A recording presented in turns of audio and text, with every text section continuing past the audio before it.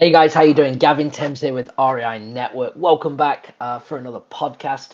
Um, I'm going to be talking about on this episode about building a solid foundation, okay, using the basic skills in real estate to do that. This is really important. I had a coaching call today. That's what inspired me to do this.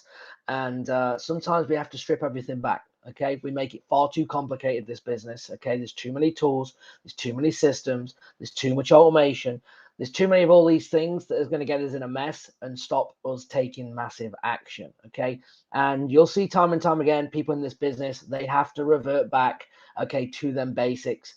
And it's hard. It's hard because you don't want to do that, right? Because you feel like you're taking 10 steps back.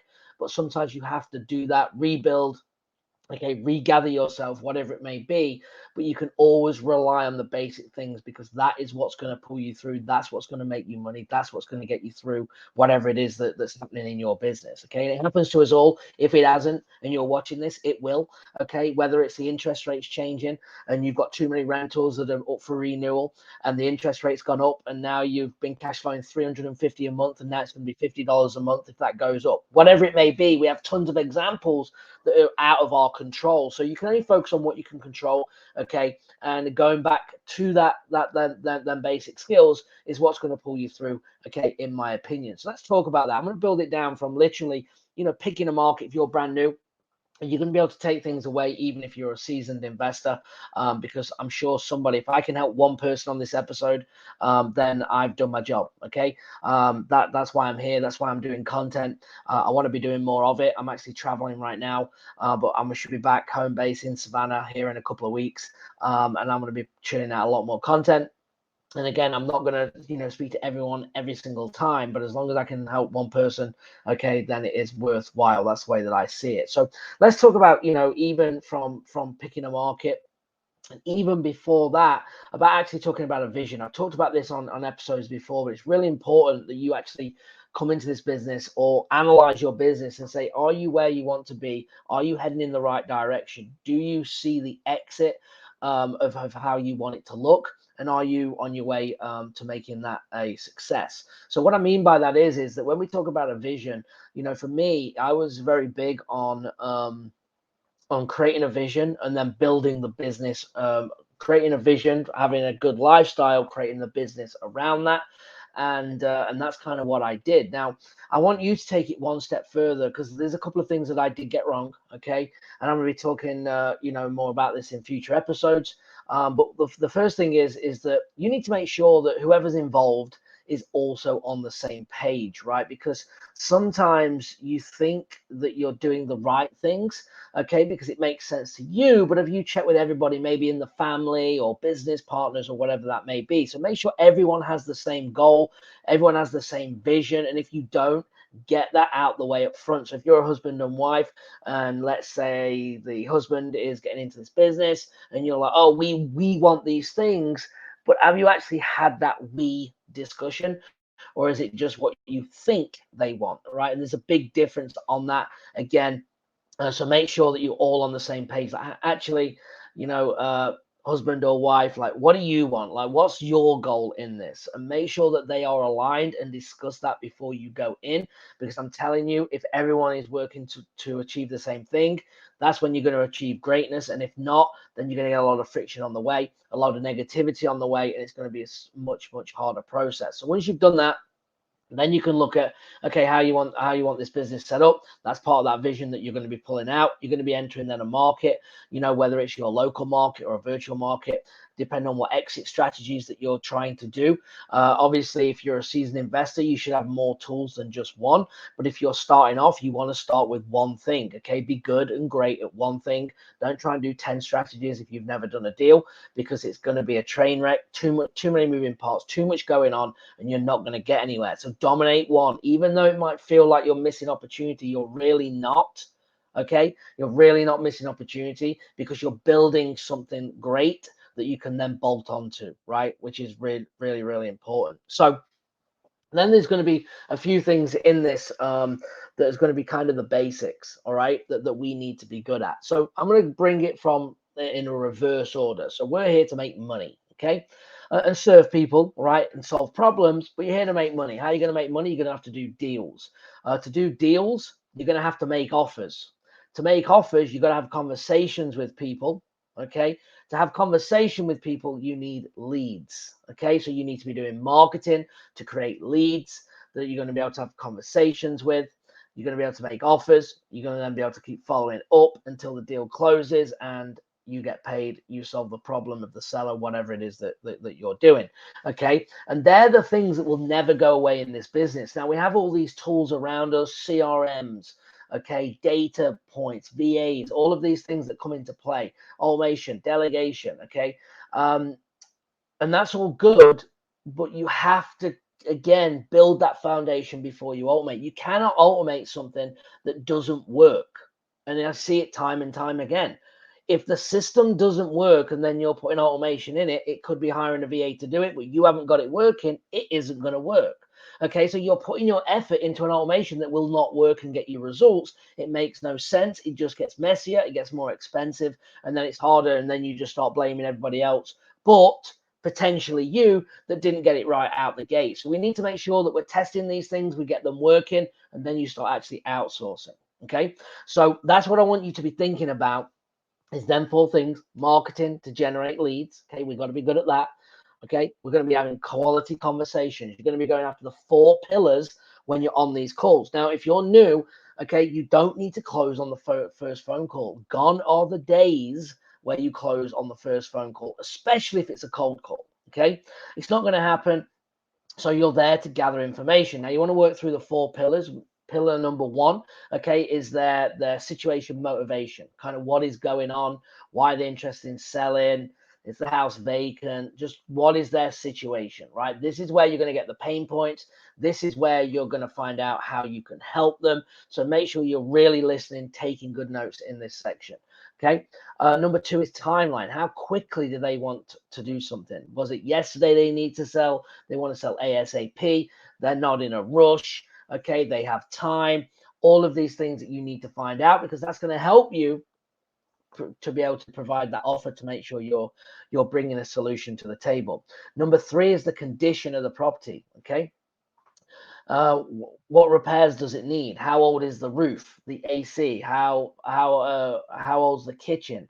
When was the bathrooms last updated? Okay, the big items that are going to cost the most money is going to give you a rough estimate. If this was a rental, nothing's been done for the last 15 years, you know it's going to be outdated. It could be in good condition, but it's definitely going to be outdated if it's 15 years old. So you need to be making sure that you're allocating, for that in the repairs process. Now, obviously, if you're a wholesaler, you don't need to know all the repairs. It has to be a little bit of a guesstimate, all right? And prices are going up. If it's a full gut rehab, you might be doing $40, $45 a square foot, depending on where you're located.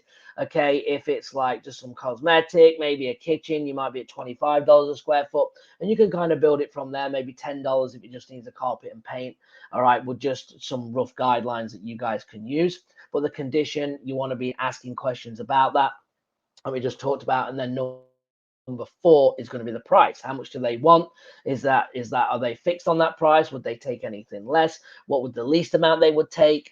All of these questions that you can ask to get the price. Now, once you've done that and you've gathered this information, that's where you're going to say, hey, Mr. Seller, appreciate it. I've got everything I need. Let me go and look at, run some numbers, and I'll get back with you.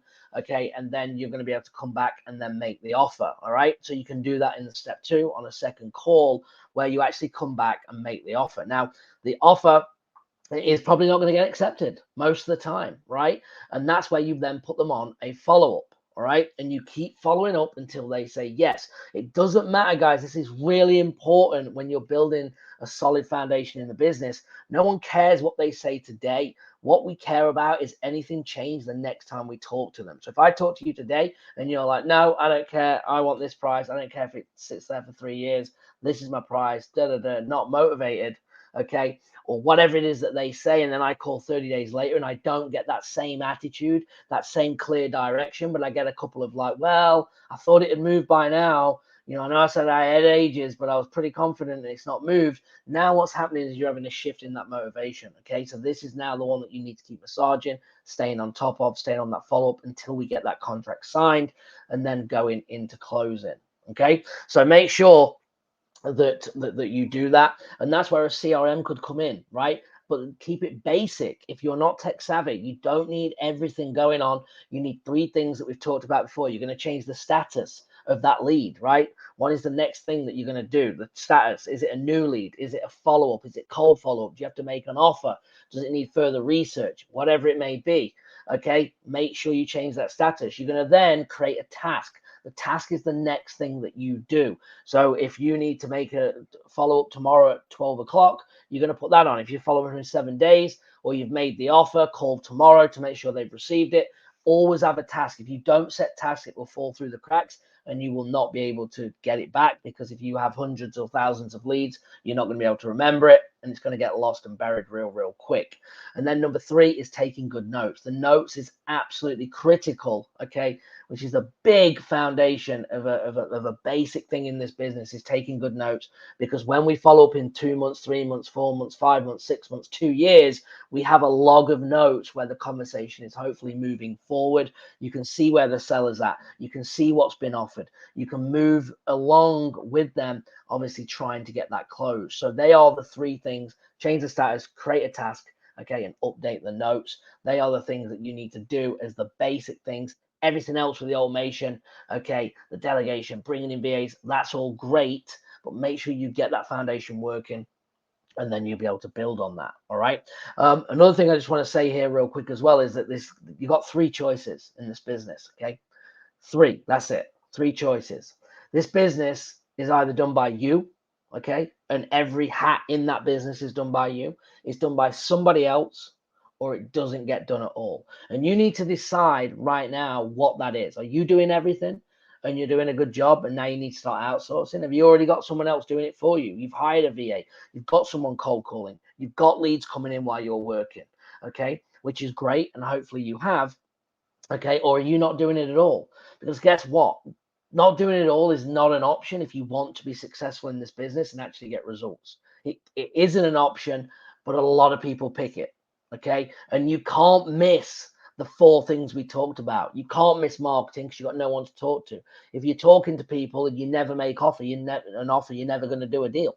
Okay, and if you make an offer and it doesn't get accepted and you don't follow up, you're never going to do a deal. So you've got to make sure that them 4 things, there is no jumping over, going around corners, fast tracking that. They're the things that need to be done. You need to put them core people around to make sure it gets done, and you are brilliant at them 4 things. If you're brilliant at them for 4 things, you will have a successful business, regardless if it's wholesaling, lease options, creative finance, sub 2, okay, whatever it is, Airbnbs, it doesn't matter. Then 4 things will come into play, okay, regardless of what you're doing, to be successful. So you need to make sure that you're doing that. All right. So hopefully this helped. I'm going to keep it short and sweet, to the point, so you've got some action items that you can actually, act on. And don't be worried if you need to revert back. Come back to basics. Everything gets a little overwhelming sometimes. Sometimes we get ahead of ourselves. Sometimes we grow too quick. Sometimes we get some success and we go all in, and all in's great. But if it's not going to plan, step back. Okay, time to kind of take a bird's eye view, looking on the business, taking an out of body experience and looking, and so you can have a clear head on what's going on, and then you can start making decisions and tweaking things to get results. Okay. So guys, I appreciate you. If you've liked this video, make sure you give me a like, subscribe to the channel, go to search my name, Gavin Timms, in YouTube, okay? Or if you're listening on the podcast, make sure REI Network with Gavin Timms, make sure you like and subscribe there as well. I appreciate you all. Like I said, drop a comment if you have any questions on this. I'm happy to answer anything I can.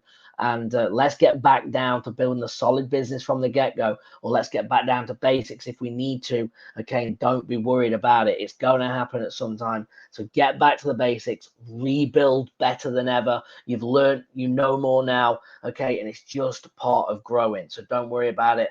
Keep investing, guys, and I will see you on the next one.